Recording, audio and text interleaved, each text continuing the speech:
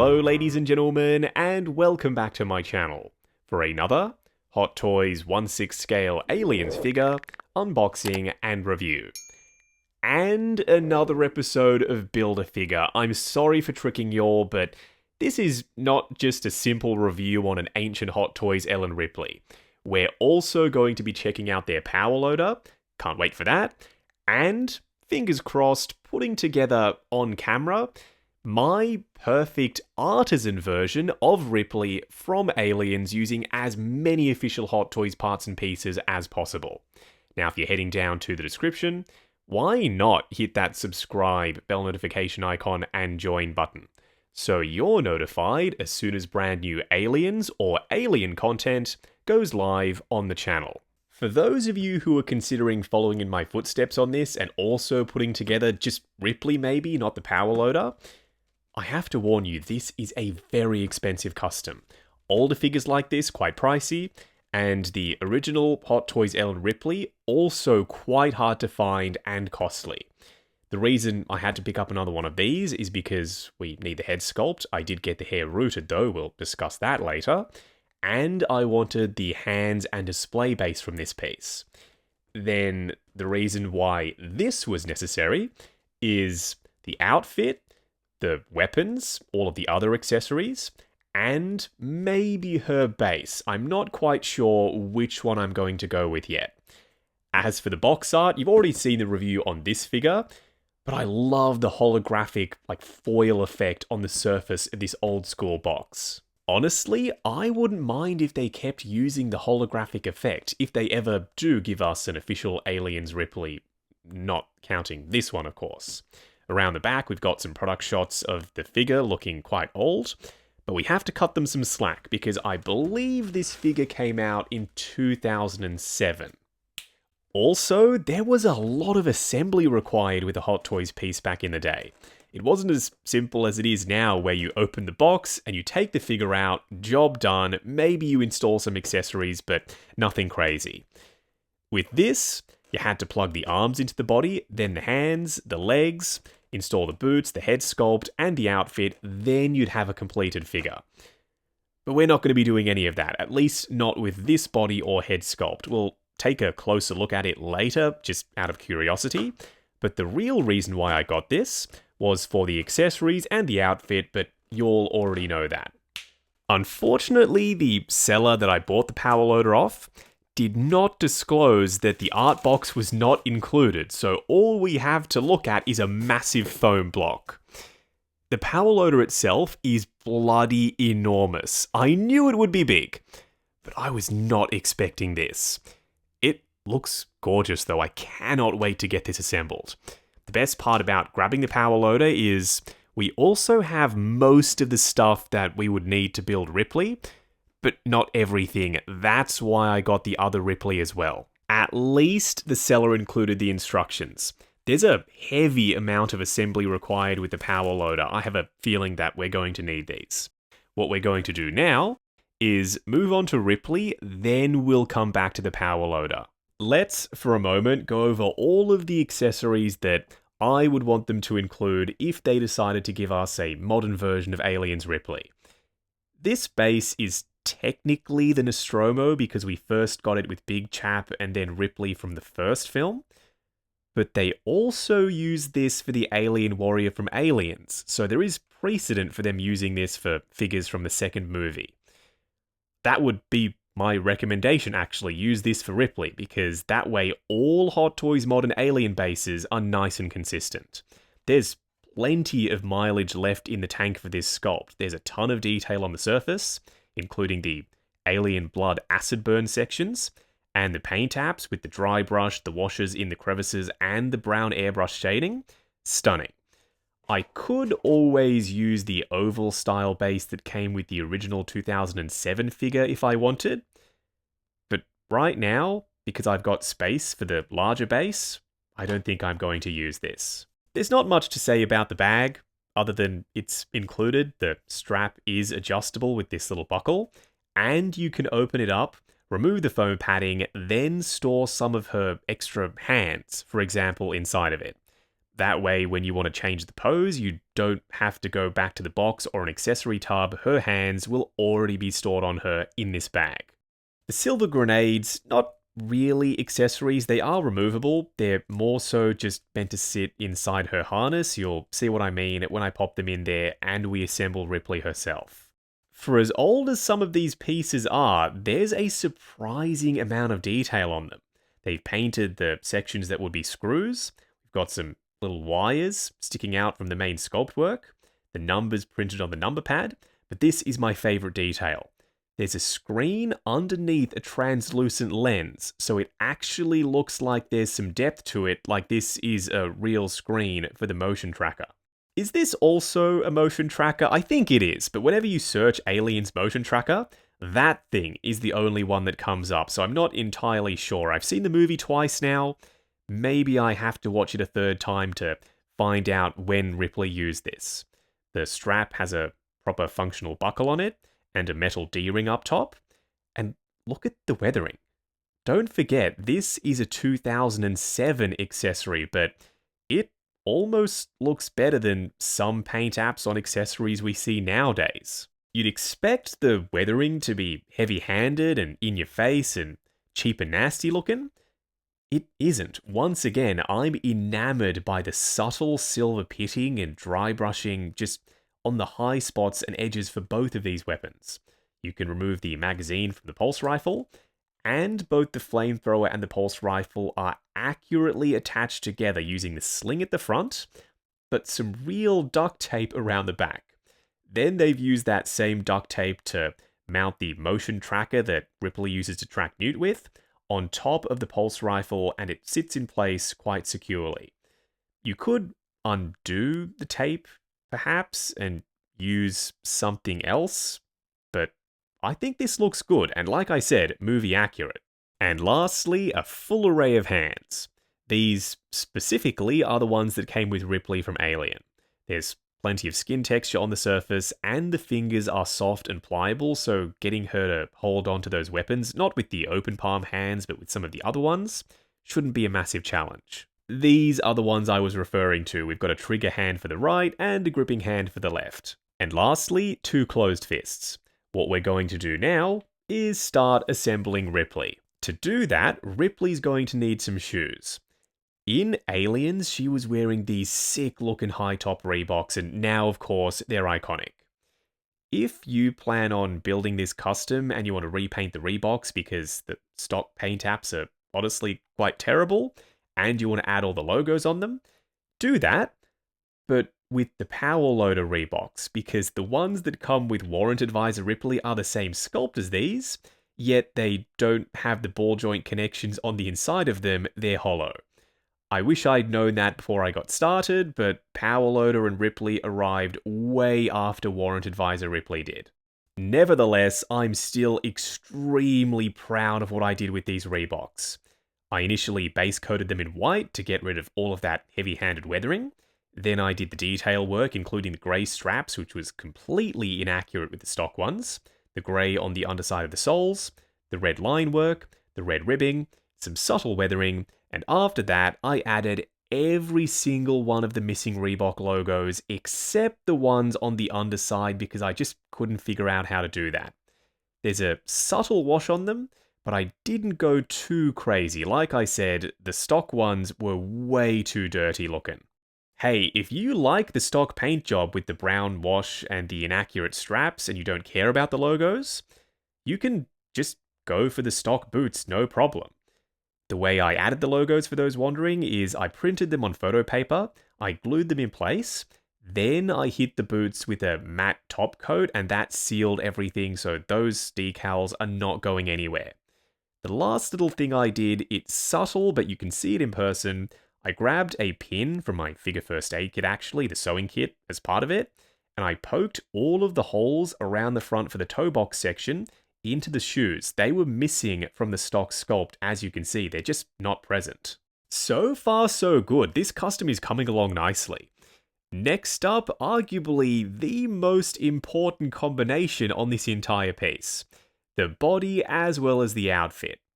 The white t-shirt, the pants, and the harness, All stock Hot Toys, I didn't do anything to them, no weathering, nothing. I'm tempted to add some brown and black speckling on the white t-shirt and maybe on the pants here and there, like on her knees. I checked the scene again at the end of the movie when she's in the power loader and her knees are quite weathered. I'm not sure if I'm going to do that. Let me know in the comments if you think she should be weathered or if you think I should leave her like this. Now, the body? Unfortunately, I'm not sure what body this is. It's a spare Fison I had lying around when I purchased a custom off another collector. He included this body, so I grabbed it. I tanned it using some of my wife's makeup. I'm so sorry, Steph, for using your makeup for this, but it was the only real way to get the body to match skin tone-wise with the stock Hot Toys hands and the head sculpt. This was the original skin tone of the body, and it's too pale. Like, that was never going to work with these hands. As you can see, the hands are far more tan than the body was. I applied the makeup, quite sparingly, using one of the makeup applicators that come with the figure first aid kit. I'm sorry that I keep promoting it, but I used it heavily with this piece. After that, I got some dish soap, washed the body multiple times to make sure there would be no makeup transfer onto my fingers when I'm posing her or onto the outfit, and this is what I'm left with. A near perfect skin tone match with the Hot Toys hands and this Fison body. So it's seamless, it's the right size for her, she's got these boxy looking shoulders, but Sigourney Weaver is no slouch when it comes to her height or physique. Go and check the movie again, she's very tall, so make sure you're choosing an appropriately tall Fison body if you're going to attempt this. The one thing that's really bugging me is this watch is from Alien Ripley. It's not the Seiko she was wearing in Aliens. If you know how I can get one that looks similar to that piece, let me know down in the comments below. I've now installed the shoes. I grabbed some old Fison feet, I cut them up so they'd fit inside the hollow boots. Then I heated up the shoes with a hairdryer gently. I didn't want to ruin the paint apps that I'd just done. Popped the feet in there, glued them in place, and now there's a proper ball joint connection for the ball joints at the end of the Fison legs to plug onto. When you're doing this, ensure that you're tucking the excess fabric for the pant legs inside the boots because that's movie accurate. Besides the body, the next most important thing for any custom is the head sculpt. This was never going to be used on my Ripley.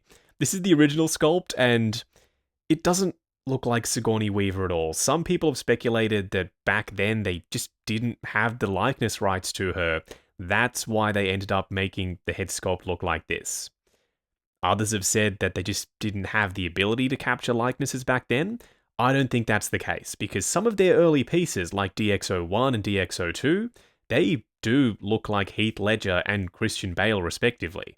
After their initial attempt, many years after, we got Alien Ripley. This still, in my opinion, is a near-perfect head sculpt. I can see the likeness to Sigourney from every angle. The skin texture is really well painted.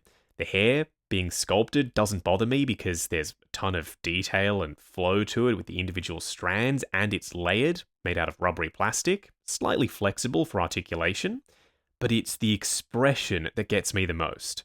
It works not only for shocked poses looking up at Big Chap, but angling her head sculpt slightly forward because she's looking up through her furrowed brow, she looks like an absolute badass.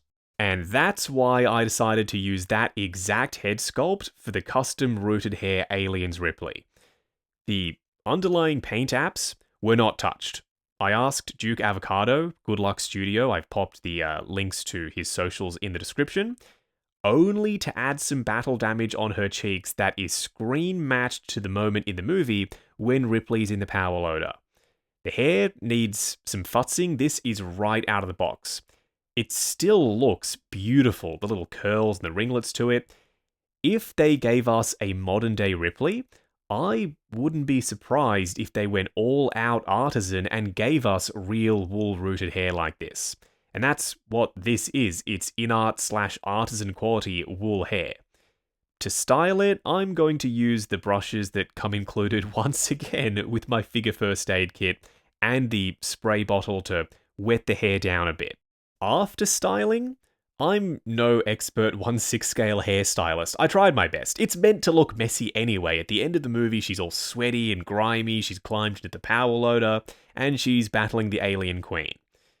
Next to the original head sculpt, even if you don't like the way I've styled it, or the fact I went with rooted hair, I reckon you'll agree that the new head sculpt is a massive upgrade over the original. Standing straight up and down in the light box, no crazy poses or accessories or anything like that. I'll keep this part brief. This is easily, and by a pretty big margin too, the best custom that I reckon I've assembled in the Build-A-Figure series. Do you agree with me on that? I'm interested to find out, but just standing there rotating around in front of us, so happy with the shoes, the outfit fits the body well, and the head sculpt just elevates the entire figure to the next level thanks to the rooted hair and the subtle but screen-accurate battle damage on her cheeks. Up close and personal, I'm so glad this custom is done. No more sleepless nights wondering if I've made the right choice buying all of this old Hot Toys shit to assemble myself an Aliens Ripley. It's not like I don't enjoy the process of customizing, because I do, but this one is probably the most important custom that I've done to date, because so many people were catfished by Hot Toys showing us a new and improved Ripley inside a new and improved power loader. They never delivered either of those things, unfortunately. That's why I decided to make this, and I'm chuffed with how this figure turned out. Well and truly, this is now one of my favourite figures in the collection. Some of you may not like the hairstyle or how I've specifically styled it, and that's okay. This is rooted hair, so after this video is done, I'll sit down for a while and I'll try and fix it. But I've already said I'm no hairstylist, I'm just doing the best I can. Not yet sure about the battle damage and weathering on the outfit. At the end of the movie, she did have some schmutz on her t-shirt at the front and a little bit along the end of her sleeves. I could do that with an airbrush or a sponge, just dab some paint here and there. I might ruin it, because you never know how fabric is going to accept paint. It might seep into the crevices and spread in a way that I don't want it to. But the body will get some light blood and speckling on it to match the blood and battle damage on her cheeks. Right now, her body's very clean, but she's got some random cuts on her cheeks. That is at odds with everything else. The shoes might be my biggest accomplishment, like my personally, because I did these. I painted them, I did the weathering, I added the decals, which were sorely needed. All of this stuff simply wasn't present on the stock Hot Toys shoes. For a quick side-by-side comparison, on the left, my custom Ripley from Aliens, and on the right, the stock, right out of the box, Hot Toys Alien Ripley. The custom is a bit taller, but I think that's because of the Reeboks. They're quite chonky, and I had to add those Fison feet inside of them. That's why she's taller than the stock Hot Toys one is. The head sculpts are the exact same between the two. I haven't even had the one on the left repainted. It's just been rooted, and there's some battle damage on her cheeks. Those are the only differences. Do they look good standing together? I think so, but I'm curious to hear what y'all think. Let me know in the comments. Chucking a Xeno into the mix, specifically the alien warrior from the movie that this look for Ripley is based off? Massive. Huge. He towers over custom Ripley. That height difference looks about right to me. Is it power loader time? Yeah, I think it is. I'm sorry for keeping you waiting. I know that most of y'all are probably here to see this, because there aren't that many videos on YouTube about the old Hot Toys power loader. This is the cockpit, if you want to call it that, and some assembly is required out of the box. You have to attach the plasma cutter flamethrower thing, and it's on a real working piston, which is a nice touch. Got some rubbery cables, blue and red, extending over the top and plugging into the back. These little pegs will come into play later. You can open up this front part, which is plugged in quite securely, and there's a battery compartment on the inside. Once you push the rubber stoppers in the holes that they're supposed to connect up to, which isn't the easiest thing to do blind on camera. Never mind, they're in there. There's a button up top, and once you push it, we've got some lights and a spinning light up top, which makes a terrible sound.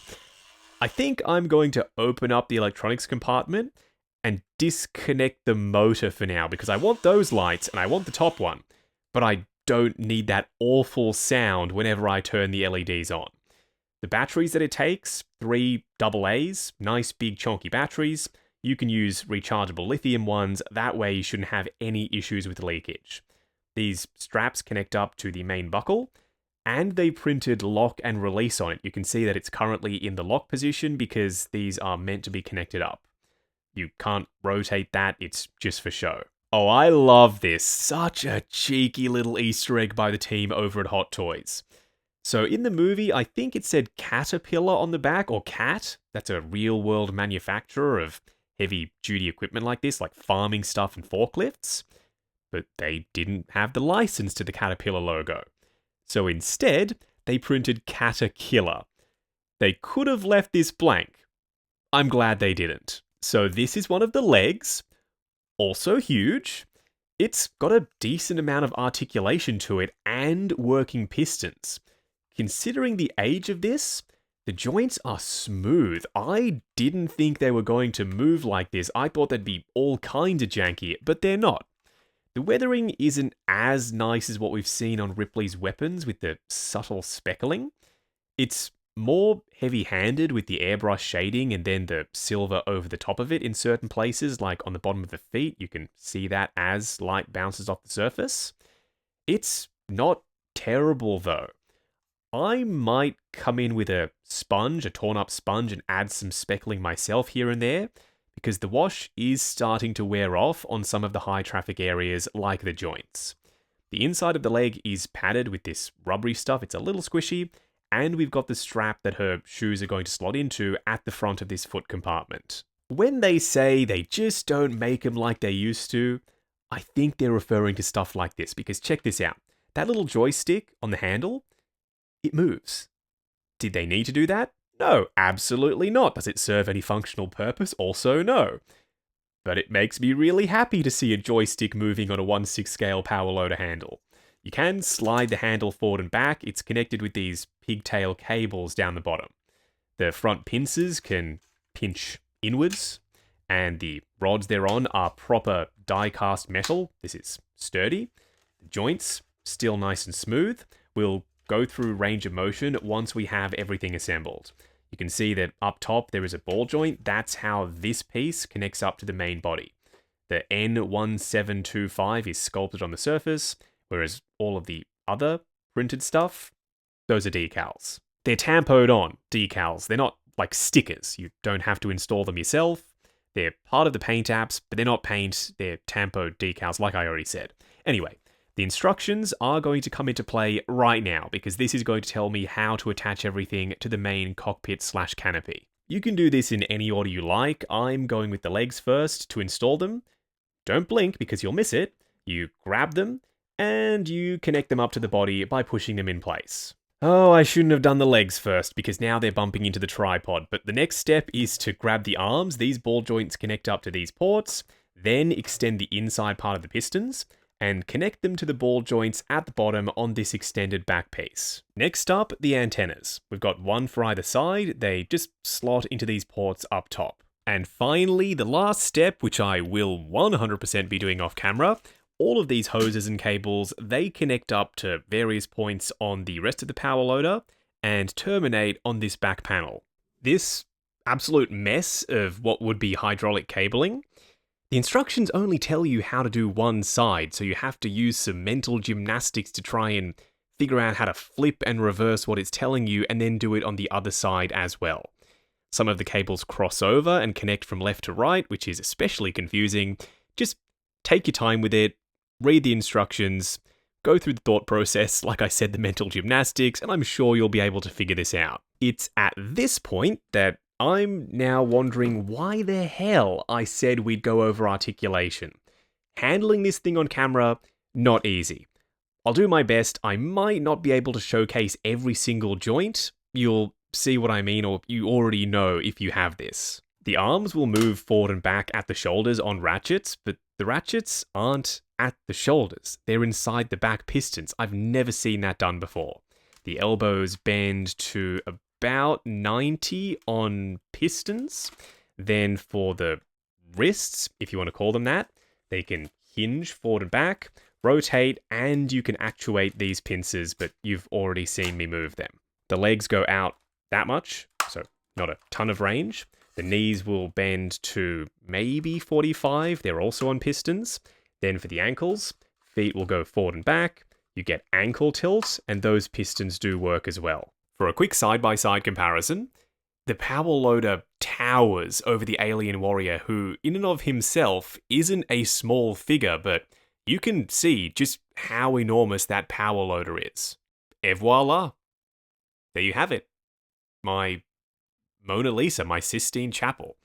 This is probably the most impressive 1/6 scale thing that I've ever had a hand in putting together. I might not have done much, just painted the boots and the body and put everything on the body, the outfit, the head sculpt, etc. Built the power loader, slapped Ripley inside of it. Nevertheless, I'm flawed. Like, I'm at a loss for words with how good this looks. I was hoping it was going to. I was praying that this thing would turn out. And it did. Better than I could have ever imagined. The presence, how iconic this thing is, it can't be beaten. For an Alien/Aliens fan, this is the grail. Hot Toys could have done it themselves. They teased us with it at San Diego, I think it was, SDCC, ages ago. It looked similar to this.